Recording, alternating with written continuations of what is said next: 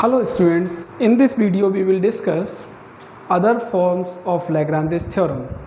So statement of this theorem is, if a function fx is continuous in closed interval a to a plus h, pay attention, a plus h, वहाँ क्या होता था a to b, तो b की जगह पे यहाँ क्या है a plus h. Second, differentiable in open interval a to a plus h, then there exists at least one value of theta where theta lies between 0 to 1 such that f a plus h is equal to f a plus h into f dash a plus theta H. ये इसका statement है. कहने का मतलब है, अगर आप इसको गौर से वॉच करोगे तो आपको समझ में आ जाएगा कि यहाँ पर b की जगह पर क्या है a प्लस एच, और एक नई क्वांटिटी यहाँ थीटा और लग गई. Then there exist at least one value theta, जिसमें एक वैल्यू थीटा जो कि 0 और 1 के बीच में इस प्रकार है कि F A plus H is equal to F A plus H into F dash A plus theta H. तो ये इसका स्टेटमेंट है. ओके, अब आपके समझ में क्या, पहले वाले में लैग्रांजेस मीन वैल्यू थ्योरम में क्या था, जो इसका ये बात है कि ये उसमें कोई फ़र्क नहीं है, बट यहाँ कुछ चेंजेस हैं. स्टेटमेंट वही है, सब कुछ वही. वो क्या था, F dash C is equal to क्या था, F dash C is equal to F B minus F A upon B minus A. ये था इसका. अगर हम प्रूफ की बात करें तो ये हम पढ़ चुके हैं. F dash C is equal to F B minus F A upon B minus A. यहाँ पर सी क्या था, सी था belongs open interval A to B. इसका मतलब C है A और बीच के बीच की कोई रियल नंबर, A और B के बीच की कोई संख्या C है. अब यहाँ क्या समझना अपन को कि अब B की जगह पे अगर आप क्या पुट करते हो A प्लस एच, कहने का मतलब यह है कि A और B, अब यहाँ क्या लिया है कि A से बस थोड़ा सा ज़्यादा. A और B तो कितना भी इंटरवल हो सकता है एक्स एक्सिस पे, लेकिन यहाँ क्या लिया है A और A प्लस एच, A और A प्लस एच बहुत नज़दीक के पॉइंट हैं. तो उसके लिए ये फॉर्म बनाई है कि भाई थोड़े से A से थोड़ा सा ज़्यादा, क्योंकि A प्लस एच क्या है, A plus H definitely A से बड़ा है, लेकिन कितना बड़ा है, बहुत थोड़ा सा. A plus H greater than A. So अगर आप यहाँ ये यूज करते हो F dash C is equal to, तो यहाँ क्या हो जाएगा F A plus H minus F A और a plus H minus A. So a से ये कैंसिल हो जाएगा और ये बनेगा आपका F A plus H minus F A upon ये आ गया h. a से एक कैंसिल हो गया. अब यहाँ क्या है एक्चुअली कि जो ये c है, अब इस c को क्या लिखेंगे भाई, c क्या है, किसके बीच में है c, a और a प्लस, ऐसे लिख सकता हूँ मैं, C है वो A और A प्लस एच के बीच का कोई नंबर है. B को हमने क्या रखा, A प्लस एच से हटा दिया, तो F डैश C कहाँ का नंबर होगा, F डैश C किसके बीच में होगा, तो इस कंडीशन के लिए होगा C lies between A to A plus H. यानी A प्लस एच बहुत नज़दीक के पॉइंट हैं, उनके भी बीच में कोई एक पॉइंट ऐसा C, तो उसके लिए ये फॉर्म बन जाएगी आपकी. अब एक दूसरी बात कर लेते हैं कि अब ये तो हमें पता है कि थीटा है वो 0 और 1 के बीच में है, ये है, और h भी बहुत छोटी क्वांटिटी है. एक सीधी सी बात करता हूँ मैं कि कोई भी क्वांटिटी है, उस क्वांटिटी में अगर आप 1 का मल्टीप्लाई करते हो तो वो क्वांटिटी वही रहेगी. जैसे लाइक दैट मान लो 10 है, अब 10 में 1 का मल्टीप्लाई करोगे तो कितना रहेगा, 10 ही रहेगा. लेकिन किसी भी क्वांटिटी जो 0 और 1 के बीच में है उसका मल्टीप्लाई किया, जैसे 10 ही ले लिया, तो 10 में 0 और 1 के बीच 1/2, तो 1/2 का मल्टीप्लाई किया 10 इंटू 1/2, तो इसने 10 को क्या बना दिया 5, यानी उससे कम बना दिया. तो ऐसे ही थीटा है आपका 0 और 1 के बीच में, और एच भी कोई बहुत छोटी सी क्वांटिटी है। इनमें अगर मैं ये कहूँ कि थीटा इंटू एच, तो ये बहुत छोटी सी क्वांटिटी हो जाएगी। क्या हो जाएगा? बहुत छोटी सी क्वांटिटी हो जाएगी। तो कहने का मतलब ये हुआ कि जो ये थीटा एच है ये भी क्या होगा, मैं इसको ऐसे लिख सकता हूँ, ए और ए प्लस एच के बीच में कहीं होगा। ठीक है, तो अगर मैं जैसे ये लिखा है एफ ए प्लस एच, तो मैं यहाँ ये ले लूँ कि एफ डैश सी की जगह मैं क्या लिख दूँ, सी की जगह लिख दूँ ए प्लस थीटा इंटू एच। इस पॉइंट को समझना, इस पॉइंट को समझना, थीटा है 0 और 1 के बीच में। ठीक, अब जो सी था इसको देखो, सी है वो ए और ए प्लस एच के बीच में है, ए और ए प्लस एच के बीच में सी, तभी तो एफ डैश सी। क्योंकि लैग्रांजेस मीन वैल्यू थ्योरम में क्या पढ़ा था कि ए और बी अगर इस इंटरवल के बीच में कहीं कोई पॉइंट सी है तो एफ डैश सी किसके इक्वल होता है? एफ डैश सी होता है F B minus F A upon B minus A. लेकिन ये इस इंटरवल के लिए है। अगर इस इंटरवल में हमने ए और ए से थोड़ा सा बड़ा एक दूसरा पॉइंट ले लिया बी की जगह ए प्लस एच, तो यही सी किसके बीच में होगा फिर इस कंडीशन में? सी जब हम ये लिख रहे हैं बी की जगह ए प्लस एच लगा रहे हैं, तो इसका मतलब बी, ए से लेके बी, ये वाला केस, इसको ऐसे ही तो लिखेंगे। तो बी की जगह क्या आ गया? ए प्लस एच। तो ए और ए प्लस एच के बीच में क्या होगा? सी होगा। ठीक है, अब इस सी को समझने की कोशिश करते हैं। तो अगर मैं ये कहूँ theta into H, A plus H, तो अगर मैं ये कहूँ, इसको अभी हटा देता हूँ, थीटा इंटू एच, अगर मैं थीटा इंटू एच की बात करूँ तो थीटा इंटू एच कितना होगा?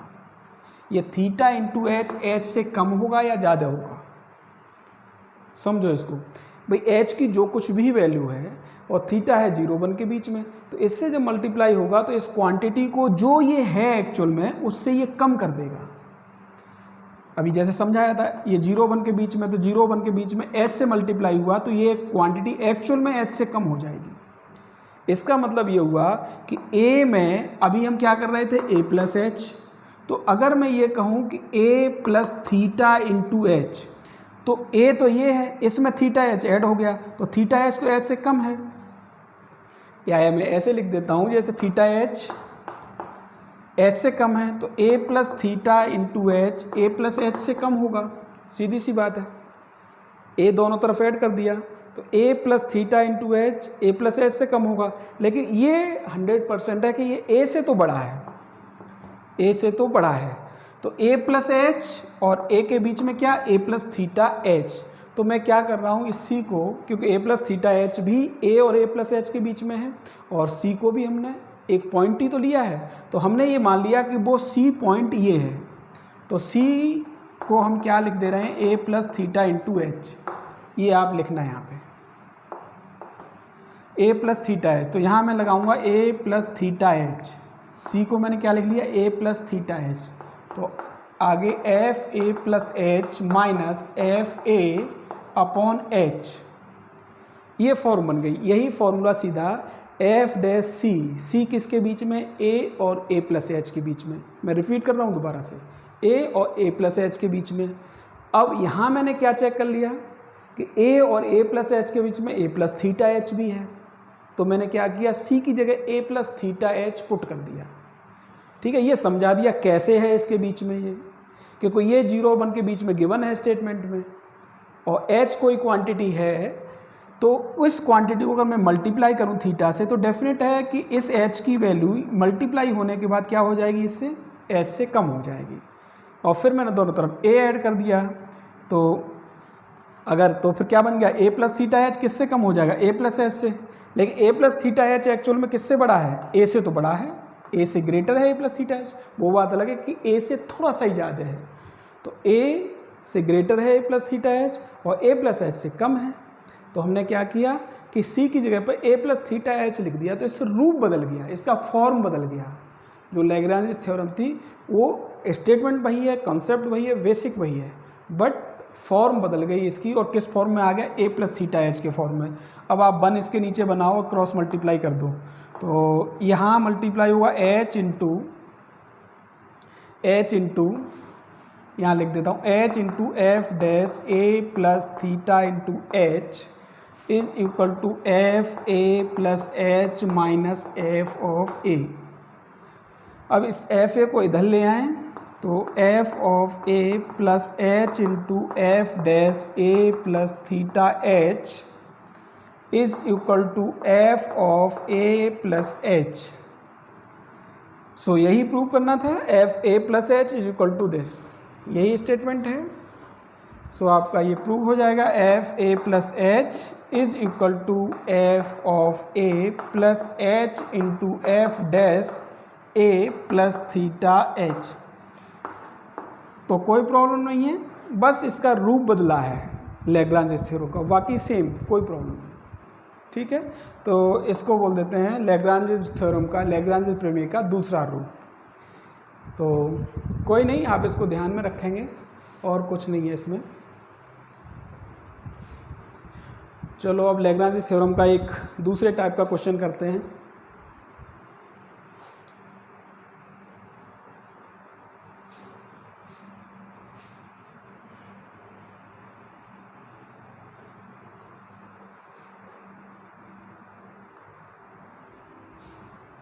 क्वेश्चन है, using Lagrange's mean value theorem, using Lagrange's mean value theorem so that sin x less than x for x greater than 0। इसने कहा कि लैग्रांजेस मीन वैल्यू थ्योरम का यूज करके इस बात को शो करो, दिखाइए कि sine x less than x for x greater than 0। इस बात को अपन जानते भी हैं कि x मतलब एंगल 0 से जैसे जैसे बढ़ेगा, देखो यहाँ थीटा यहाँ 0, यहाँ π/2, ठीक है। और अब यहाँ देखो साइन 0 0 होता है। अब जैसे जैसे ये एंगल बढ़ेगा, यहाँ साइन की मैक्सिमम वैल्यू कितनी होती है, 1 होती है। आप कोई भी ले लीजिए, जैसे जैसे एंगल बढ़ रहा है, थीटा कितना हो गया, π/2, π/2 का मतलब कितनी वैल्यू हो गई, 3.14/2, अप्रॉक्सीमेटली 1.57, इस तरह से ये हो गई थीटा की वैल्यू। तो इस केस में साइन की वैल्यू क्या होती है, साइन की वैल्यू होती है sin π/2 इक्वल टू 1। तो 1.57 इज ग्रेटर देन 1, तो ये वैल्यू किसकी थी, π/2 की, यानी थीटा की, और ये किसकी वैल्यू है, साइन थीटा की। तो साइन थीटा क्या हो गया, थीटा से कम। तो इस बात को अपन जानते भी हैं कि अगर हम एंगल इस डायरेक्शन में लेंगे तो क्या होगा फिर, कि x ग्रेटर देन 0 के लिए sine x less than x। ठीक है, अब वो कह रहा है लैग्रांजेस थ्योरम का यूज करके आपको इसको प्रूफ करना है। ओके, अब यहाँ करना क्या पड़ेगा, आपको अपनी तरफ से इंटरवल्स कंसीडर करना पड़ेगा और एक फंक्शन भी बनाना पड़ेगा ताकि हम इसको प्रूव कर पाएँ। तो पहले तो इंटरवल देख लीजिए कि इंटरवल क्या कंसीडर करोगे, x greater than 0। x greater than 0 का मतलब है कि कहाँ तक, तो ग्रेटर देन 0, तो आप शुरुआत करो इस इंटरवल की 0 से, और कहाँ तक आप इसको ब्लॉक करिए x, 0 to x, ये इंटरवल ले लीजिए। x की वैल्यू कुछ भी हो सकती है यहाँ, ठीक है। तो 0 to x इस इंटरवल के लिए अब फंक्शन बना लीजिए इसके हिसाब से। तो पहले तो मैं लिख देता हूँ यहाँ, consider a function f(x) is equal to, इसी हिसाब से इसमें इसको ट्रांसफ़र कर लीजिए इधर, तो क्या बन जाएगा, x माइनस साइन एक्स। हमने अपने हिसाब से इसकी हेल्प से, जो प्रूव करना है उसकी हेल्प से ये फंक्शन कंसीडर कर लिया कि हमें प्रूव करना है ये, तो हमने फंक्शन भी इसी हिसाब से मान लिया, इसी की हेल्प से। Sine x less than x, तो इधर ट्रांसफर किया तो x माइनस साइन एक्स क्या हो जाएगा, ग्रेटर देन 0 हो जाएगा। तो मैंने x माइनस साइन एक्स को ही क्या मान लिया, फंक्शन मान लिया। ठीक है। अब फंक्शन आपके पास है, इंटरवल आपके पास है। अब वो कह रहा है कि यूजिंग LMBT यानी लैग्रांजेस मीन वैल्यू थ्योरम का यूज़ करके आपको क्या दिखाना है, इस फंक्शन को ग्रेटर देन 0 दिखाना है।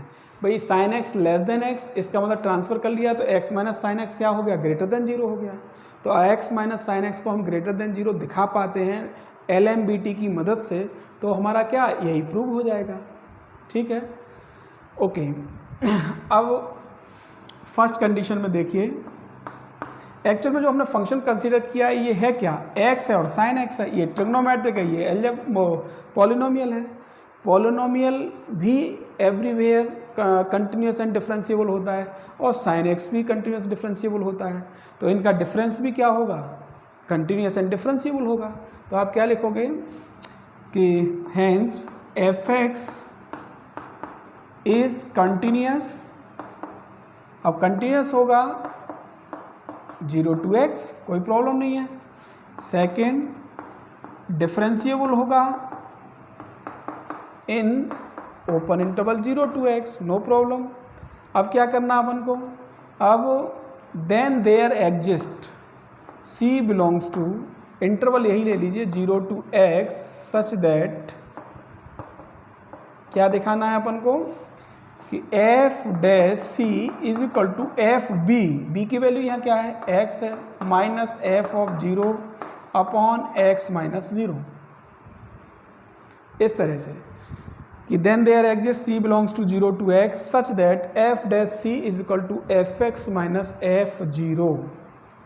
ठीक है, अब जो फंक्शन हमने कंसिडर किया है इसका डिफरेंशिएट कर लेते हैं। f dash x is equal to x का डिफरेंशिएशन 1 एंड साइन x का cos x, so f dash c is equal to 1 minus cos c। Okay, अब इसको भी एक बार चेक कर लीजिए, जो अभी निकाला है ये f dash c is equal to F X की value x minus sine X, f 0 लगाओगे तो क्या बनेगा 0 माइनस साइन 0 तो ये बन जाएगा 0 अपॉन x, तो f डैश c आपका बन गया x minus sine x upon x। अब f डैश c की वैल्यू निकाल दी 1 माइनस कॉस c, तो यहाँ पुट कर दीजिए, पुट करोगे क्या, f डैश c की जगह 1 minus cos c, this is equal to x minus sine x upon x। ये आ गया आपके पास। अब आप देखिए ये 1 minus cos c, 1 minus cos c की वैल्यू क्या हो सकती है, c तो आपका क्या है, c हमने किस में कंसीडर किया, 0 to x, और x क्या है आपका ग्रेटर देन 0। तो यहाँ समझना ये था आपको कि x 0 से बड़ा है, 0 से बड़ा कुछ भी, तो हमने इंटरवल कहाँ से लिया, 0 से शुरू किया और 0 से बड़ा जो भी x है वहाँ तक ले लिया। ठीक है, तो अब ये c जो हमने माना है वो open interval 0 to x, c की मतलब वैल्यू 0 नहीं हो सकती। ठीक है, अब हमें यहाँ ये समझना है 1 माइनस कॉस c को, कि 1 माइनस कॉस c, पहले तो ये देखो कॉस c की वैल्यू कितनी हो सकती है, कॉस c की वैल्यू -1 से लेकर +1 तक, लेकिन इसमें है क्या 0 नहीं हो सकता, तो ये 1 भी नहीं होगा। तो इसका सीधा मतलब ये 1 माइनस कॉस c, कॉस की मैक्सिमम वैल्यू क्या होती है +1, समझना इस पॉइंट को जो मैं कह रहा हूँ, कॉस की मैक्सिमम वैल्यू +1, लेकिन ये +1 कब मिलेगा, जब c 0 होगा, तो c 0 नहीं है, 0 से क्या है कुछ बड़ा है 0 to x, तो इसका मतलब ये हुआ cos थीटा की यानी cos c की जो वैल्यू होगी वो 1 से भी कम होगी, मैक्सिमम 1 है, इसका मतलब ये हुआ cos c की जो वैल्यू है वो 1 से कम ही होगी, और 1 से कम, 1 से अगर 1 ही घटाया जाए तो 0 मिलेगा, लेकिन ये 1 है ही नहीं, 1 है ही नहीं, 1 से कुछ कम है, तो डेफिनेटली इसका जो डिफरेंस होगा वो क्या होगा, ग्रेटर देन 0। क्या होगा, ग्रेटर देन 0। सो अब 1 माइनस कॉस c किसके इक्वल है, x minus sine X upon X के, then x minus sine X upon X, ये क्या हो जाएगा 1 माइनस कॉस सी कैसा है, ग्रेटर देन 0, ये इसके इक्वल है। जब 1 माइनस कॉस सी ग्रेटर देन 0 है तो फिर ये वैल्यू भी क्या होगी, ग्रेटर देन 0 होगी। कहने का मतलब ये हुआ आपको गिवन कर रखा है x कैसा है, ग्रेटर देन 0, ये दे रखा है x, अब ये ग्रेटर देन 0 है। अब ये पूरा एक्सप्रेशन कैसा है, न्यूमरेटर डिनोमिनेटर यानी रेशनल फॉर्म का है, परिमेय व्यंजक के रूप का है। इसमें डिनोमिनेटर को तो इसने बता दिया कि ये पॉजिटिव है, और इसमें खास क्या होता है, जब ये एक्सप्रेशन पॉजिटिव हो तो आपको ये दिमाग लगाना है कि numerator and denominator both will be in same sign, यानी दोनों समान चिन्ह के होंगे। x माइनस साइन एक्स और x, यानी न्यूमरेटर और डिनोमिनेटर दोनों कैसे होंगे, सेम साइन के, सेम साइन के होंगे तभी इनका रेशियो पॉजिटिव आएगा। अगर ये माइनस का है तो ये भी माइनस का होगा, अगर ये प्लस का है तो फिर ये भी प्लस का होगा। और इसके बारे में बता रखा है कि x कैसा है, ग्रेटर देन 0। तो ये जब ग्रेटर देन 0 है तो यहाँ से ये कंक्लूजन हुआ कि x minus sine x this must be greater than 0। समझना एक एक पॉइंट को। हमने क्या लिया, 1 माइनस कॉस सी को समझने की कोशिश की कि 1 माइनस कॉस सी आखिर क्या होगा, तो वो हमने कंक्लूजन निकाल लिया 1 माइनस कॉस सी कैसा हो सकता है, ग्रेटर देन 0 होगा, कि कॉस सी की मैक्सिमम वैल्यू 1 है। अगर मैक्सिमम भी यहाँ लगा दें तो 1 माइनस 1 0, बाकी आपको 1 से कम ही लगाना है, 1 से कम लगाओगे तो इसका डिफरेंस ग्रेटर देन 0 आएगा।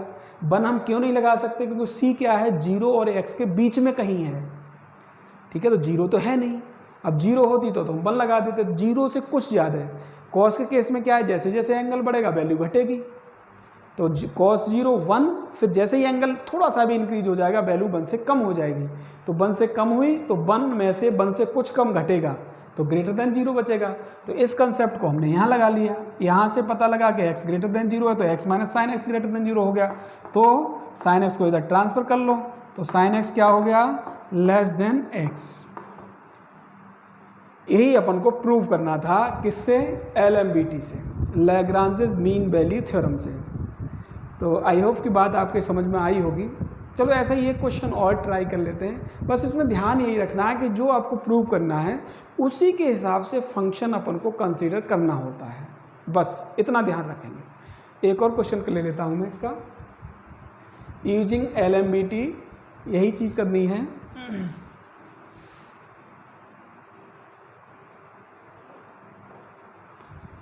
अब फंक्शन है आपके पास, prove that 10x greater than x, 10x greater than x and interval given for all x belongs to 0 to π/2, 0 to π/2।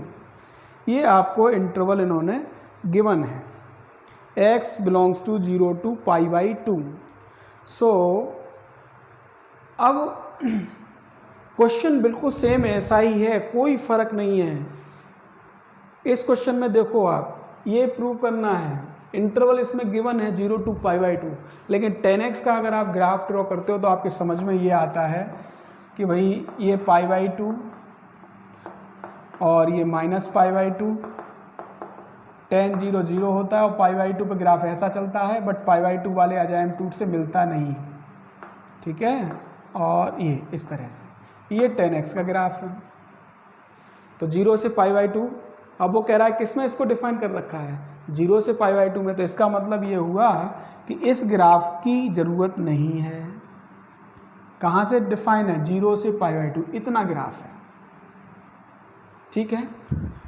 अब फंक्शन आपको कंसीडर करना है, ये रिलेशन लाना है, इसके लिए हमें कंसीडर करना पड़ेगा फंक्शन उसी तरह से जैसे अभी पिछला क्वेश्चन किया है। कंसीडर अ फंक्शन कैसे, कि f(x) इक्वल टू, लिख लो इसको 10x माइनस x, कोई फर्क नहीं है कैसे भी कंसीडर कर लो, बस आप इसी तरह से करोगे, क्योंकि 10x x को मैंने इधर ले लिया तो ग्रेटर देन 0 हो गया है। इसका मतलब 10x माइनस एक्स को ग्रेटर देन 0 हमें शो करना है, प्रूव करना है। और प्रूव किसकी हेल्प से करना है, लैग्रांजेस मीन वैल्यू थ्योरम की तरह से। इंटरवल आपको गिवन है, तो डेफिनेट बात है ये ट्रिग्नोमेट्रिक है, ये पॉलिनोमियल है। सो अपने जो भी डोमेन दिया है उस डोमेन में कंटिन्यूस एंड डिफरेंशिएबल, क्योंकि 10x तो कहाँ से कहाँ तक -π/2 से +π/2 तक कंटिन्यूस एंड डिफरेंशिएबल होता है इसके ओपन इंटरवल में, -π/2 और +π/2 के बीच में। लेकिन इसने तो क्या किया है, 0 से π/2 इंटरवल दिया है, तो यहाँ से यहाँ तक तो ये कंटिन्यूस भी दिख रहा है, डिफरेंशिएबल भी दिख रहा है। तो आप क्या लिखोगे, आप ऐसे ही लिख दो, कोई दिक्कत नहीं है। From graph we can say fx is continuous in 0 to π/2। इस इंटरवल में क्या है, ये कंटिन्यूस है, दिख रहा है। आप इस पॉइंट को छोड़ दीजिए, नो प्रॉब्लम। π/2 तो वैसे भी छूटेगा, ये 0 से π/2 है, क्योंकि π/2 पे तो इन्फाइनाइट मिलता है, तो π/2 तो वैसे ही छोड़ना पड़ेगा। तो कंटिन्यूस हो गया 0 to π/2। ऐसे ही fx क्या होगा, डिफरेंशिएबल भी होगा इन 0 to π/2, क्योंकि कहीं भी यहाँ कॉर्नर नहीं है, क्योंकि 0 से π/2 के बीच में ये ग्राफ कैसा है, स्लोप इसका मिलेगा हर एक पॉइंट पर। तो 0 और π/2 को छोड़ दीजिए, बीच में ये डिफरेंशिएबल भी है। ओके, अब क्या करना होता है, देन देयर एग्जिस्ट, अब हमें प्रूव करना है कि C कोई एक इस इंटरवल के बीच में है, 0 से π/2 के बीच में है, और किस तरह से है, such that f dash of C is equal to FB, B की जगह कितना है, π/2 minus f0 upon π/2 minus 0। f dash C is equal to f π/2 minus, लेकिन यहाँ आपको थोड़ा सा एक प्रॉब्लम यहाँ ये आएगी, f π/2 में क्या होगा, 10 π/2 इनफाइनाइट होगा। तो जैसे x बिलोंग्स टू 0 to π/2, अब 0 to π/2 को हम ऐसा लेते हैं अपने हिसाब से, जैसे पिछले क्वेश्चन में एक कंसिडर किया था इंटरवल। कैसे कि ये तो इन्होंने गिवन कर रखा है, अब जैसे हम फंक्शन कंसीडर किया तो हम ये मान लेते हैं for all x belongs to, जैसे इसमें लिया था 0 to x, और इस तरह से लिया है कि ये इस इंटरवल का सबसेट है। ऐसे ले लो इसको कि हमने x को क्या माना, 0 to, यानी जो इंटरवल है वो 0 to x है, लेकिन किसका सबसेट है, 0 to π/2। इसमें क्या है, यहाँ फंक्शन में प्रॉब्लम नहीं आएगी, तो थोड़ा सा इसको करेक्शन कर लें कि 10x माइनस x के लिए ये इंटरवल हमने अपनी तरफ से माना है, जैसा पिछले क्वेश्चन में किया था 0 to x, और इस तरह से लिया है कि ये 0 to π/2 का सबसेट है, ठीक है ना, इससे छोटा है या ज़्यादा से ज़्यादा इसके बराबर है बस। तो अब ये तो अपने डोमेन में कंटिन्यूस डिफरेंशिएबल होता है, x भी इसके साथ में हुआ, तो हम यही बात लिखेंगे 0 to x, और यहाँ 0 to x open interval f dash c। अब मैं यहाँ ऐसे लिखूँगा fx minus f0 upon x minus 0, ऐसे f dash c is equal to fx minus f0 upon x minus 0। चलो वैल्यू लगा लेते हैं। So f dash c is equal to fx देखो कितना है, 10x minus x minus f0, तो 10 0 0 0, so this is 0 upon x। Okay, अब हमें देखना है f डैश c, सो इसका डिफरेंशिएशन करना पड़ेगा। f डैश x डिफरेंशिएशन किया, वहाँ से देखें तो 10x का डिफरेंशिएशन sec स्क्वायर x और x का -1, c पुट किया तो आपको मिलेगा sec स्क्वायर c माइनस 1। ये आपका f डैश c हो गया। अब यहाँ पर थोड़ा सा लॉजिक काम करेगा कि f डैश c की जो वैल्यू है sec स्क्वायर c माइनस 1, ये यहाँ लगाइए तो आपको क्या बनेगा, sec square c minus 1, this is equal to 10x minus x upon x।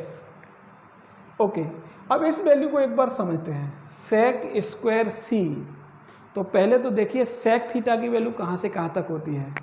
sec theta sec theta की वैल्यू होती है -∞ टू -1 यूनियन +1 टू इन्फाइनाइट।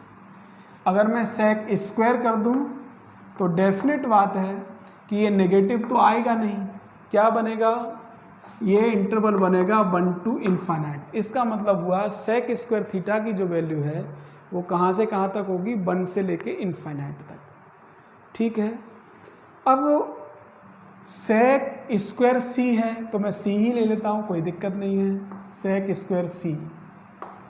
तो यहाँ समझिए सेक स्क्वायर सी की वैल्यू जब 0 टू x, यहाँ लिखा है मैंने c belongs to 0 to x, यानी 0 से कुछ बड़ा, तो सेक 0 क्या देगा, 1 देगा।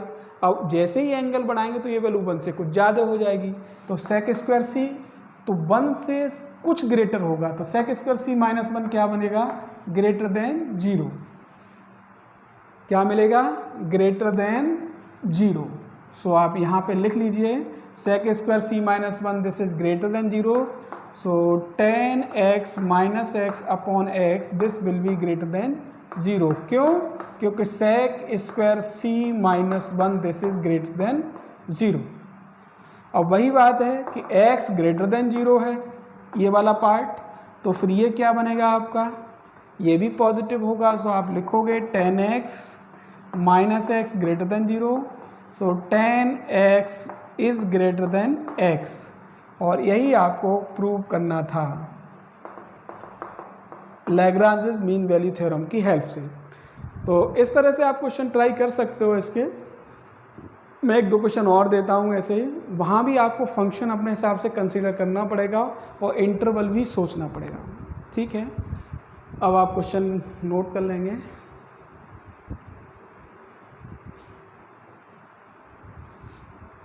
और बुक के क्वेश्चन लगाइए, अपनी RBSC वाली बुक के क्वेश्चन अच्छे क्वेश्चन हैं उसमें भी, लेकिन अभी तक उस बुक के क्वेश्चन से आपने पूछा ही नहीं है कुछ भी, तो बुक के क्वेश्चन ट्राई करें। और एक तो मिसलेनियस में क्वेश्चन है इसके रॉलेस के और लैग्रांजेस के, और एक उससे पहली वाली एक्सरसाइज में है, तो आप कंप्लीट करोगे तो 1-2 क्वेश्चन उसमें अच्छे हैं, उसमें आप ज़रूर उलझ सकते हो, तो आप पूछिए। क्वेश्चन वही है, using LMBT Lagrange's mean value theorem का यूज करके prove that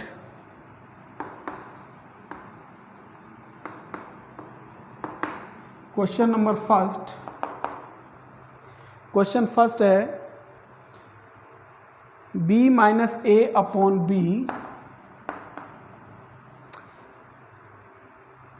is greater log b upon a, b - a upon b से बड़ा है log b upon a, and less than b - a upon a,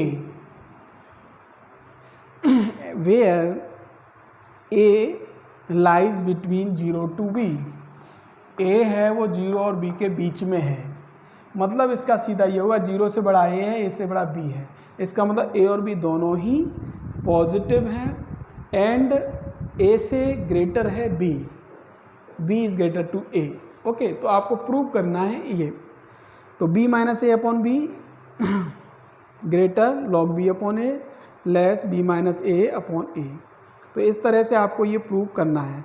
तो यहाँ भी आपको जब प्रूव करने को दिया जा रहा है तो आपको करना क्या रहेगा, उसी तरह से जैसे पिछले क्वेश्चन किए, बट यहाँ फंक्शन आपको कंसीडर करना पड़ेगा। तो log का फंक्शन है log b अपॉन a, तो अभी तो b और a पे जाइए ही मत, आप तो करना क्या कि आप f(x) = log x function consider कर लोगे, और log x कंसीडर करने के बाद जैसा पिछले क्वेश्चन में किया है उसी तरीके से बिल्कुल। और इंटरवल यहाँ चूँकि a और b, तो आप इसी हिसाब से इंटरवल ले लेंगे कि 0 से ग्रेटर है तो x belongs to a to b, a से लेके b तक, ये इंटरवल ले लेना, और एक क्लोज इंटरवल इस तरह से x belongs to a to b, ये इंटरवल ले लेना, और फंक्शन log x कंसीडर कर लेना। फिर जैसे मैंने कराया है क्वेश्चन वैसे ही आप करना, हो जाएगा आपका क्वेश्चन। एक क्वेश्चन और नोट करेंगे इसी तरह से, b - a sec square a, b - a into sec square a greater 10b - 10 of a, फिर आपको गिवन है बी माइनस ए सेक स्क्वायर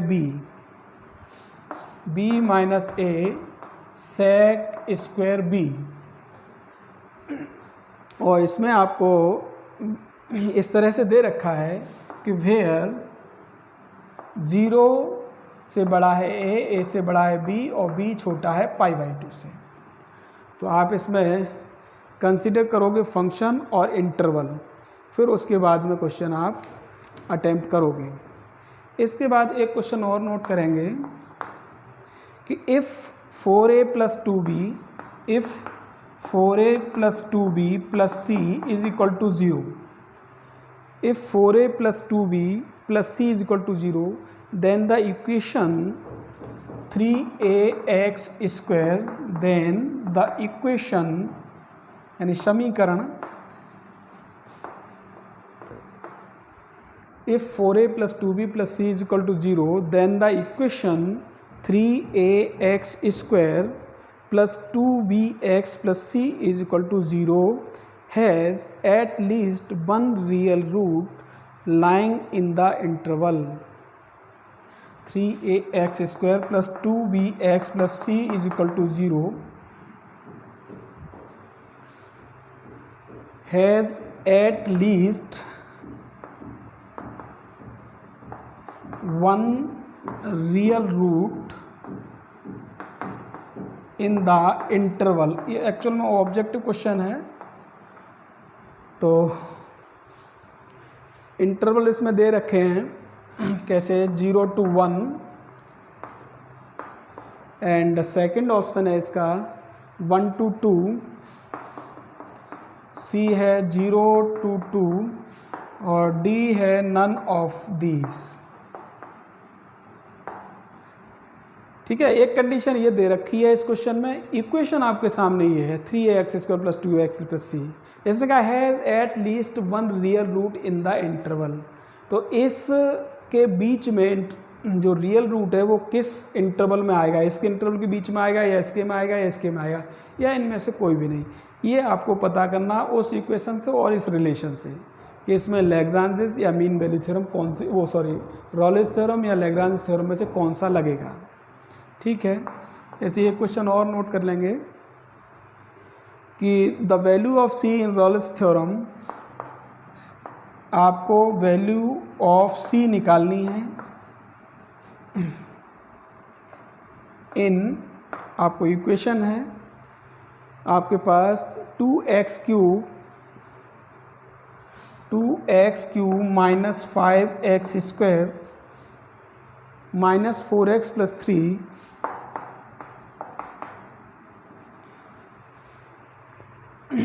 ये फंक्शन आपको गिवन है और इंटरवल इसके लिए दे दिया है 1/3 से 3 तक, x belongs to closed interval 1/3 to 3, और किसकी find the value of C using Rolle's theorem.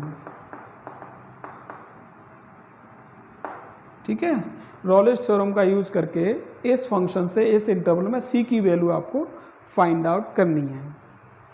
और एक क्वेश्चन और नोट कर सकते हैं, the value of C in Rolle's theorem for the function, इसी तरह का क्वेश्चन है, बस फंक्शन इसमें चेंज कर दिया कि f(x) = x × x + 1 upon e⁻x। Question number 5, f(x) = x × x + 1 upon e⁻x। बिल्कुल सेम क्वेश्चन है, इसमें भी वैल्यू ऑफ सी आपको निकालनी है x × x + 1 upon e⁻x। Interval आपके पास है -1 to 0, तो मैं पूरी लैंग्वेज नहीं लिख रहा हूँ इसमें, ये इंटरवल ये फंक्शन वो बिल्कुल सेम है। The value of C in Rolle's theorem, तो वही रोल्स थ्योरम के अकॉर्डिंग आपको फंक्शन है, ये इंटरवल है, आपको सी की वैल्यू बतानी है।